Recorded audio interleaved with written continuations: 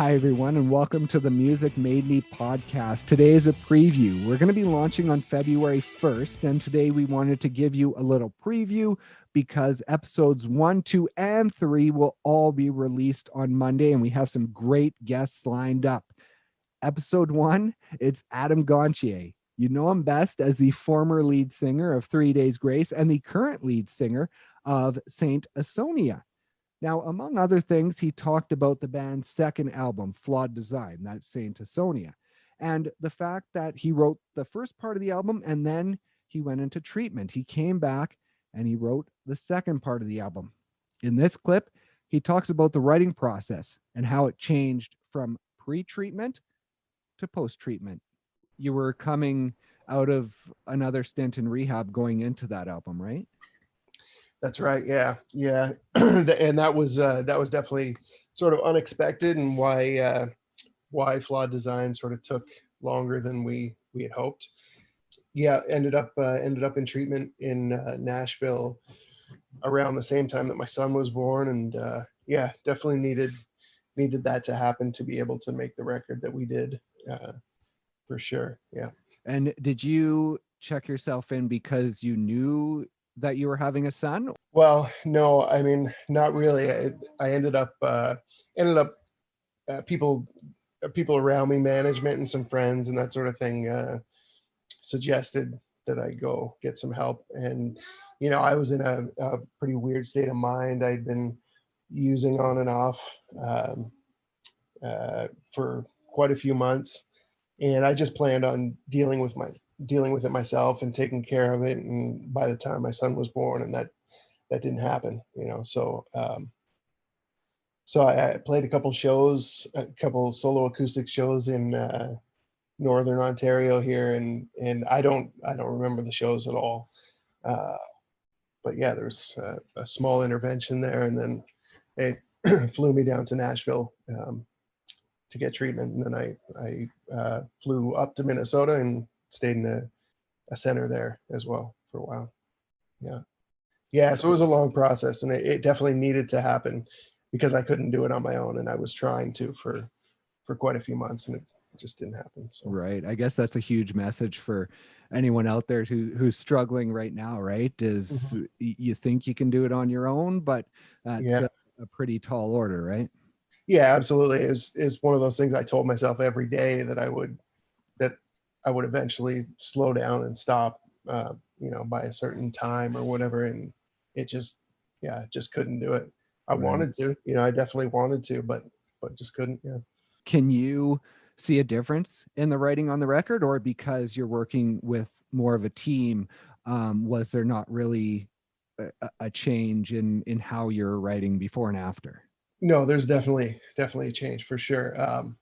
I mean, for me, maybe it's something that I notice more so than others, maybe. But I can definitely feel when I'm more aware and just more present in the entire process, Right. And really focused on lyrics and really focused on parts rather than just sort of not being 100% into it, really, just sort of just not really caring all that much. So I can tell a difference for sure. Yeah. A lot of times if I'm under the influence, or when I was under the influence and working with a producer, I would just sort of take the idea that the producer has thrown at me and just agree and just say, okay, that sounds great. Moving on, and when we were making Flawed Design, it was, there's a huge difference because I, really care about what I'm doing, and, I don't want to just agree to do something that sounds good to one person and this sort of thing. So yeah, there's a lot going into it, but absolutely, I can notice a difference when I'm working on an album and I'm sober. It was great sitting down with Adam. It was about 11 years in the making, actually, because back in my TV days, 3 Days Grace came through town and I had a chance to sit down with a couple of the members, but unfortunately, Adam wasn't one of them. And so it was great finally having the chance after all these years to sit down with him and just learn more about his musical journey. Now be sure to like, share, follow us on whatever streaming platform you listen to your favorite podcasts on, because Monday, February 1st, come on back and you can listen to that entire episode. And also you can listen to episode 2, which features Mr. Dan Davidson. Now, you might know him best as Canadian country musician Dan Davidson, but I actually know him best as rocker Dan Davidson because, again, back in my TV days, I had a chance to interview him when he was with his rock band, Tupelo Honey, out of Edmonton. Now, in this clip, he talks about making that transition from rock star to country and some advice he got from some famous friends. I was missing the performing, and I was missing doing something out there that was me. And, country was blowing up, and I was seeing a lot of my friends that were in rock succeeding in country, especially, namely Dallas Smith, who is our biggest country star. And, I went out to see him open for Florida Georgia Line at Rexall Place here in Edmonton, or Rogers, or one of the two. And it was amazing. Like, it's just a rock show. It's both of those shows were just a rock show, and it was like everything that I knew. And I started realizing that there's for all the years that we were writing, I think I'd suppressed the twang a little bit. And like when you're from Alberta, it's just in you somewhere. Well, exactly, yeah. So I decided I'd just unlock that door. And after I hung out with Dallas that night, he was like, man, you should give this a shot. It's a great scene, and it's not any different from anything that we've been doing for years. And you got a great name for the country. Dan Davidson sounds like a pair of jeans or something. Yeah. But so, yeah, I was like, you know what? That's just one of those, another moment of a vote of confidence that pushed me over the edge. First one with Josh and this one with Dallas.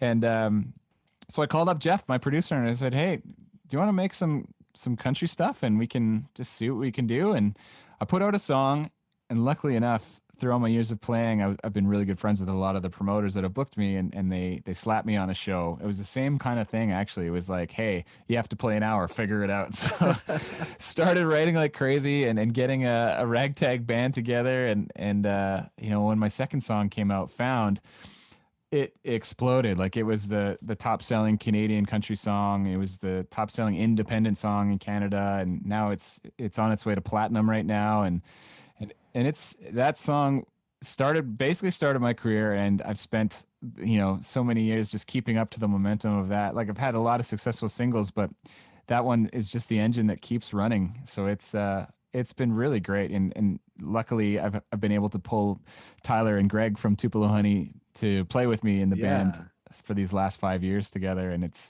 man, it honestly just feels like somebody breathed new life into Tupelo Honey or something. It's really cool. I was going to say, it's like Tupelo Honey 2.0 basically, right? Yeah, it is, and lightning doesn't really strike twice in the music industry. So I've been very, very fortunate to be able to have a second shot.